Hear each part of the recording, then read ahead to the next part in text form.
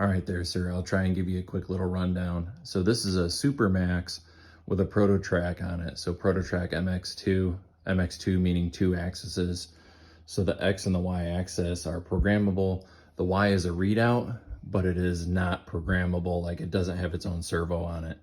The older mills will not have anything here. If you go to your mill will have an opening here. Here, let me do this so you can kind of see this moving. So there's bits and pieces in here that you don't have because you do not have any kind of readout system. Yours is old school manual. You can buy a bunch of these depending on what mill you have. You can actually get them on eBay, and actually Amazon might have some of this stuff. Mine actually has a readout on it. So this Z readout is here. You can actually buy a Z little like readout controller here. So some of the pieces that you're missing on yours up here, that little spot that's up in that area, is going to be more related to the spindle speed and things of that nature. So this is a variable speed. This has a chain drive in it. Chain drive, it kind of works like a centrifugal clutch, like on the automatic ATV four-wheelers or like a snowmobile is the setup that has. Mine actually has a power drawbar on it.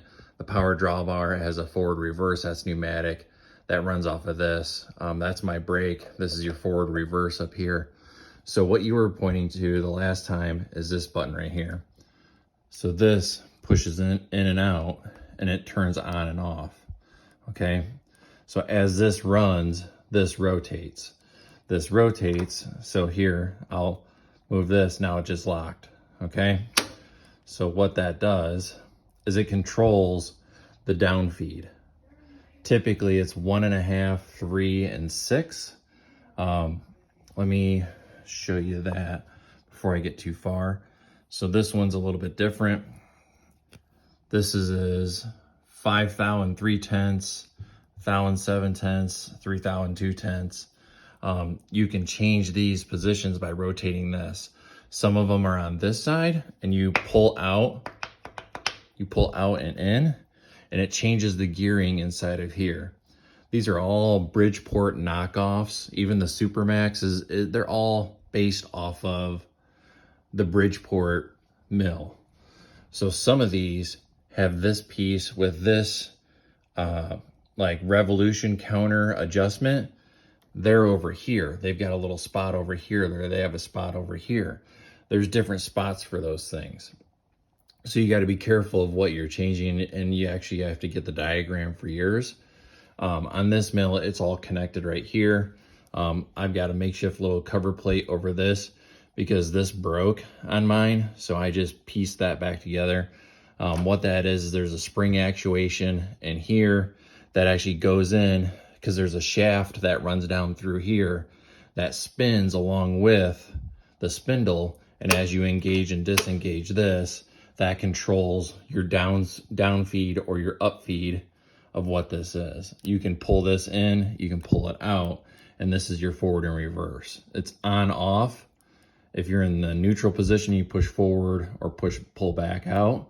But there's actually, when it's running, if you push in and hold it, it'll down feed if you're going forward, and then you can pull out real quick and it'll go neutral, and then you can pull out even farther and it'll go in reverse. Hopefully that kind of makes sense. Yours will have a low and high. So all these are pretty straightforward. One of the things you need to do is if you're going between low and high, sometimes it'll drop right in. Mine runs pretty good. You can hear it go back and forth. But sometimes you see it's kind of just caught just a little bit. If you spin just a little bit, there, now mine dropped in.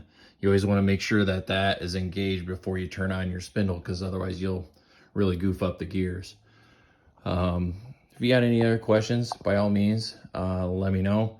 If you need to adjust your gibs on your saddle, you pull this plate off. There's little adjustments in here. You can adjust the gibs. Just make sure, because obviously the middle is going to be more wore out than the ends. You don't want the ends to get too tight. You want to have a couple thousandths play in there. I think I showed that on my other video on YouTube. And then, so that is for the saddle. For the table, you're going to have direct screws They're gonna be right underneath there. So that is one of them right there. If you pull that apart, you'll see the gib inside of there. This is a ball screw machine. So this does actually have, you know, if you look at the screw, it's not an Acme thread. It's actually a ball screw, and it's got a servo motor on it. Let me know if you got any other questions.